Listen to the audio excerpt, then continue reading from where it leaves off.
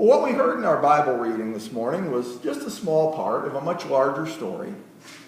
Last week we talked about the story of Moses' birth and what had happened to him as a baby. Well, now Moses is all grown up.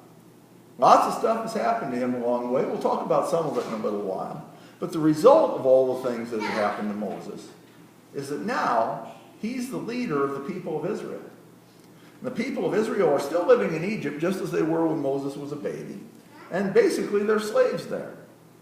Moses is going to go and confront the mighty and powerful Pharaoh and convince him to let the people of Israel go.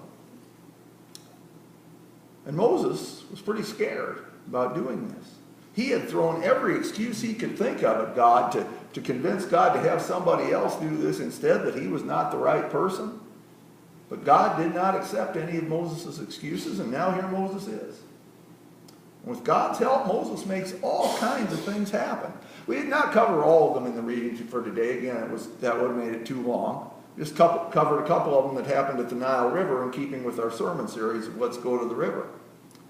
But I just want to go through quickly all the things that Moses did through God so that we just kind of realize all these things that happened. Moses threw down his staff, it became a snake. He changed the water of the Nile into blood. You heard that. He made a plague of frogs come out of the Nile. Brought about a plague of gnats. Brought about a plague of flies. Caused the death of the livestock of the Egyptians. He caused huge boils to appear on all the people. He brought about a big hailstorm. Caused a plague of locusts. Caused darkness to cover the land for 3 days. And finally, he caused the firstborn son of every family in Egypt to die. And that last one is what finally caused Pharaoh to give in and let the people of Israel go. But if you know the story, you know there's still more to it. After letting the people of Israel go, Pharaoh changed his mind, sent the army out after them. And at that point, Moses, again with God's help, parted the Red Sea so Israel could cross it safely, and then had it come back together again to wipe out Pharaoh's army. And finally, the people of Israel were freed. Now again, it was only with the help of God, of course, that Moses could do these things. The power belonged to God and not to Moses. And we know that. And of course, Moses knew that too. But I want to look at this kind of from Moses' perspective here. If you've never read the first several chapters of Exodus, or if it's been a while since you have, and you don't really remember it, you really should read that again. Because Moses had quite a roller coaster life. He had all kinds of ups and downs. He started out, again, as you heard last week, under a threat of death when he was still a baby. But then he grew up in the court of the Pharaoh, surrounded by all kinds of wealth, all kinds of privilege.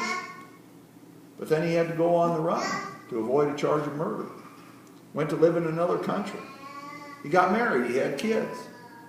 He was working as a shepherd for his father-in-law. That's where he was when God called him to come back and be the leader of the people of Israel.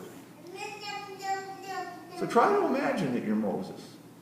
You started with nothing, and then you had everything.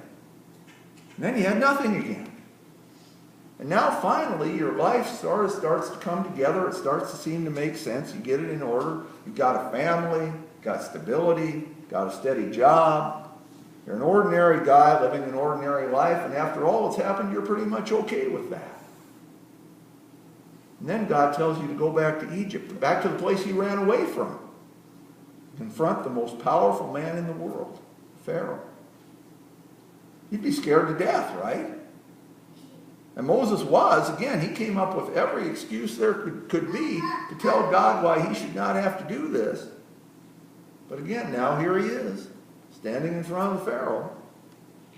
And all of a sudden, he's able to do all kinds of things. He's able to change things into other things. He's able to create things out of nothing. He has power over light and darkness. He even has the power to cause death. Here he is, this ordinary guy who not long ago wanted nothing more than to just be left alone, to raise his family, live his life in peace. Now he's able to do all of these incredible things. He's able to defeat the mighty and powerful Pharaoh. We're told at the end of all this, the people feared the Lord and put their trust in him and in Moses, his servant. How would that feel, do you think? How would it feel to have that kind of power? How would that feel to be able to do all these things that no other person on earth could ever do? How would it feel to literally have the power of God flowing through you? How would it feel to have started out as a nobody and now have all of the people of the nation putting all of their hope and trust in you, looking to you as their great leader? Now maybe your answer is different from mine, but it seems to me it would be really easy in that position to let all this stuff go to your head. I mean, yes, you know God is the one behind it all, but hey, you know, I'm still the one out there doing all of it. I must be pretty awesome. And besides, even granting that God is really the one who's doing all of this, God chose to do it through me.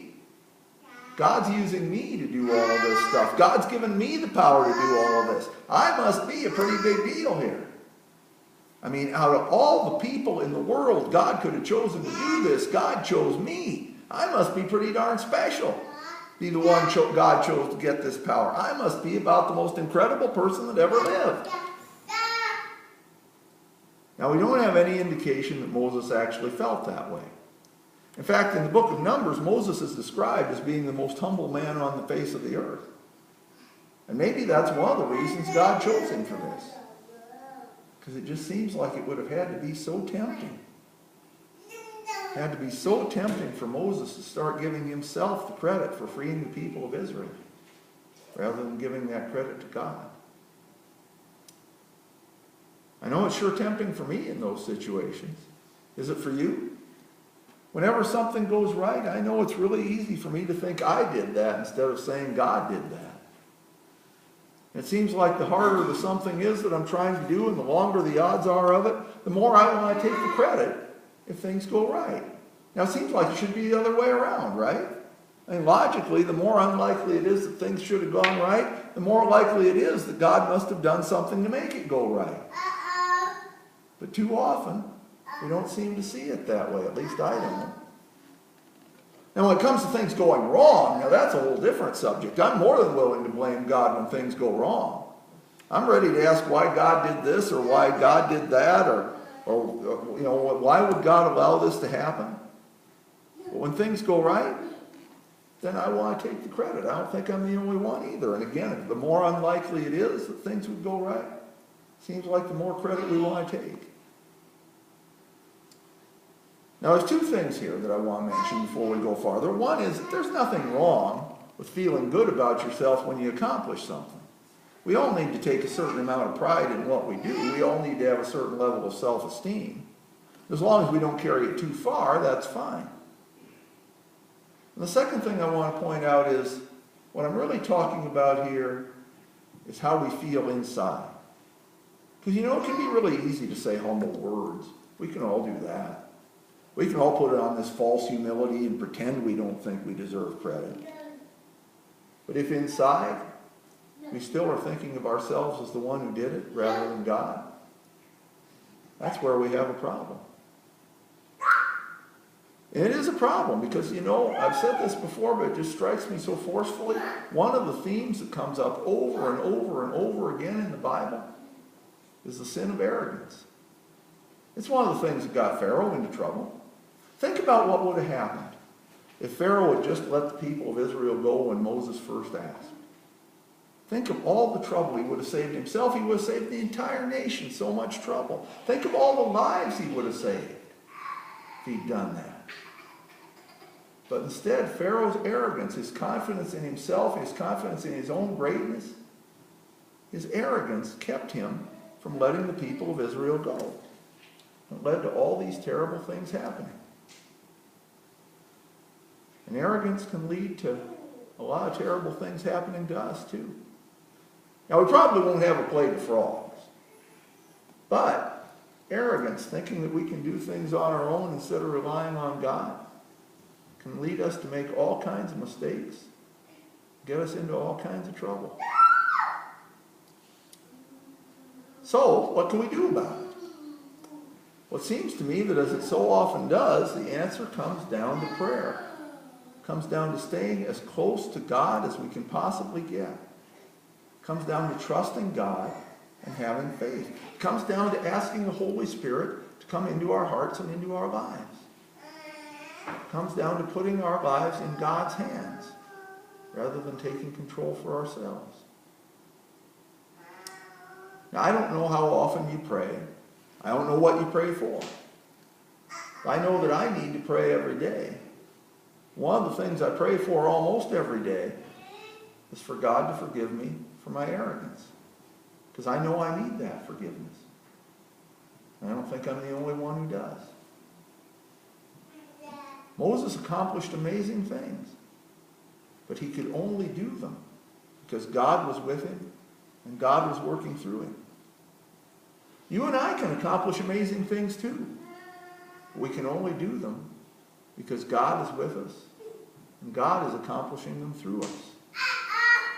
So let's pray and keep praying. Pray that God will keep us humble the way Moses was humble.